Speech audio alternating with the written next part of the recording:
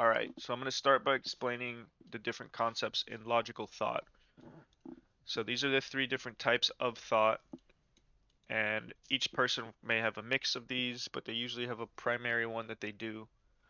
Alright, so there's the first one. They're going to be labeled in order of strongest to weakest as well, in my opinion, of course. The first one is a hard stop. So what this means is that when engaging in a fight, somebody will think up to this point and they will not make another decision until that is resolved. So that means that they could run up to a building, and once they're at that building, that's when they think of the next decision. The next decision might be to react to somebody inside the building. It might be to go inside, look through a window. It might be to run away from somebody and hide. But up until that point, there's not another thought that they process. They just have to get that done. This to me is where people get really good gun skill because it's a one track thought and they could focus on I'm going to do this, and if they execute it properly they might shit on somebody. But it's also something like a bot camping in a corner and just waiting on a response. Once they wait on that response they can act again.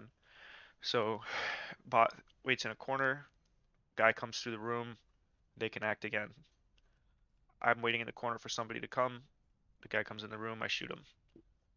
That's the first thought process. Second thought process is a more wide approach. So what this means is that on one level, you can think of things simultaneously. This is really effective for battle royales because you can process information simultaneously coming from different directions. So as to where here you say I'm going to run to the building and stop. Here you say while I'm running to the building, I can see the guy on my right. He's coming to this building as well, and maybe I can take the balloon to my left. Is that clear? So you're thinking of all the things at the same time. Now this alone is really effective for Call of Duty because Call of Duty is a very aim assistive game that you don't have to really think deeply, like you just kind of react. Um, and you don't have to like focus on targets with your eyes. But if you're on mouse and keyboard, you might, so this might be a little harder, and you might have just a two-way thought because in order for you to track somebody, you have to focus very elaborately on them. So therefore, it's hard for you to even see on the peripherals. But keeping contact with what's going on the side is something that you could still do. And that brings me to a step sequencing process. This is in that same example where you're running into a building. You think of I'm running to the building, and then what am I going to do next? Now, this is a very layered thought process. This process can go on for many different steps or just one or two. What it means is that you can think, I'm going to run to the building, and if there's a guy coming, then I'll shoot him. If there's not, then I'll hide. And then once that happens, you can react. Or you think, if I hide, I'm going to look out the window, I'm going to quick peek, and then I'm going to go left. If there's a guy coming, I'm going to stun grenade the wall, I'm going to jump around the back, and I'm going to go. Now, these are thoughts that happen simultaneously or very quickly. So the difference is instead of this, where you basically gather a bunch of information and then make a decision, this you make a lot of decisions with no information. And in this one, you make the best decision given your current amount of information. And once new information is presented, you make another decision. So as to where this, you may think of a lot of very unlayered thoughts that require a lot of reaction. This, you have solutions to all things, but there's not as much information gathering that's occurring. So you might commit to an idea and new information presents itself and it's wrong. Now, if you can combine all these somehow, a lot of the higher tier players will at least have both of these where they can kind of step sequence multiple times on information. Um, Sometimes they think two layers deep, sometimes they think like four or five, sometimes they think one. And honestly, each different situation will present itself like that. So I'm going to show you some examples of those things in Overwatch because I uninstalled Call of Duty. All right. So this bot, I see him, right? I want to kill him. So this is something that you have done a lot. You see the bot, you put yourself in the best position to kill the bot. Let's say I'm running out of here. Look, I can't see him, right? So I just run at him until I can see him and kill him.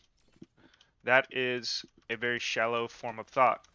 And it's the reason why you die a lot, because once you kill this guy, you focus all your attention on him. You're now exposed to everybody else. Instead, what you should be doing is when you have that one stop sequence of thought, you say, I'm going to run to this wall. I'm going to run from this angle to this wall so that I can peek. Once you run to this wall, you look around, right? Because you're covered on all sides. You could peek. Once you have peeked both left and right and in front of you, like all your angles are kind of peaked and covered, then you could either come here and shoot him, again leaving yourself exposed, again shooting out in the open, or you could do something like this, where you have like a conceptual safe thought. I'm still in cover even though I'm exposing myself. I have cover. Or if you are going to come out in here and shoot, then you keep it moving so that you get in cover, you shoot and move. So you've shot and now you move positions, nobody knows where you've been, and you're still in cover. That's the step sequencing kind of concept. I know that I need to move to this room. I know there's an enemy here. My step sequencing is I'm going to shoot this guy and keep it moving. A much safer approach would be the peek. And most of the time you want the safer approach. Now, even alone with peeking, right? If I want to peek this guy, let's say this lantern is my enemy. If I'm shadow peeking like this, shoulder peeking, that's effective, right? But if I was all the way the fuck back here, and I was shoulder peeking like that, you see so much less of me. Like, just look at the robot, for example. Look how much less you see of him, but you know he's still there than this.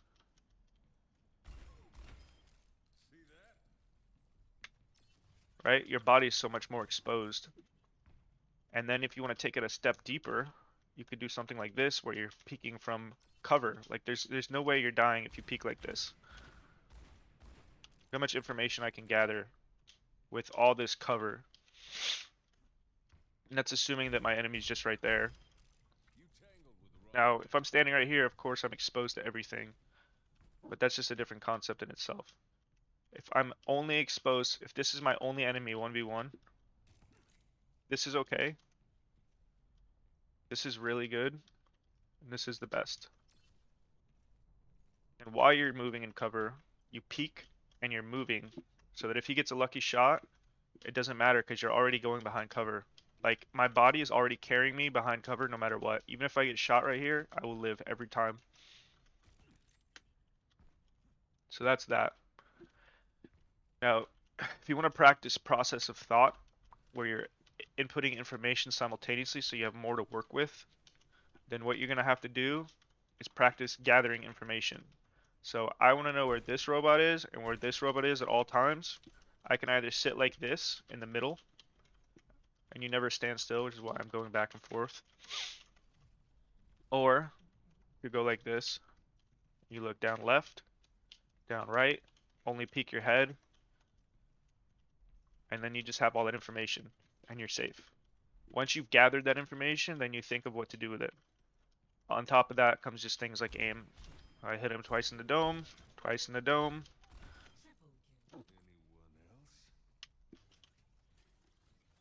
A lot of the reasons why computer players will make mistakes is because, well, I should say mouse and keyboard players.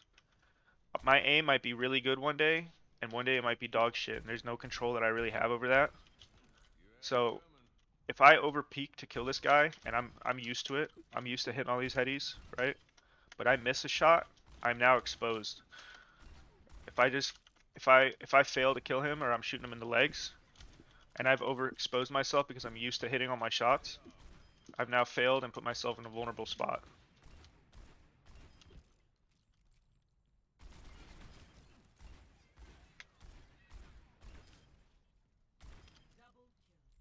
If you're going to kill robots, make sure that you're behind cover before you shoot them. Because when I miss, I have an extra way to get out of it. When I travel to kill robots, let's say I want to kill that guy, don't just travel at them. You travel between cover to get at them.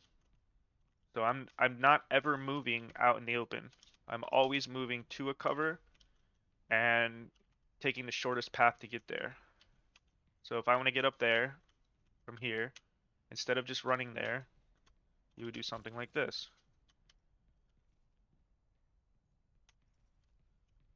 So that at least there's a wall between you if you need it.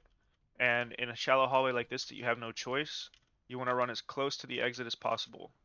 So as soon as I get shot from behind, I can get around this corner versus just fucking out in the open like this. Always important for you to just go A to B. Sequence your thoughts like that. A. If I'm going to kill these guys, I could either, without them being in my line of sight, I can go this way. And if I go this way, I'm going to get up against the wall.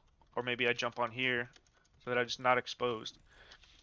If you know that those are your only targets, you could go something like this so that they're out of your line of sight until you get to the wall and you could peek it.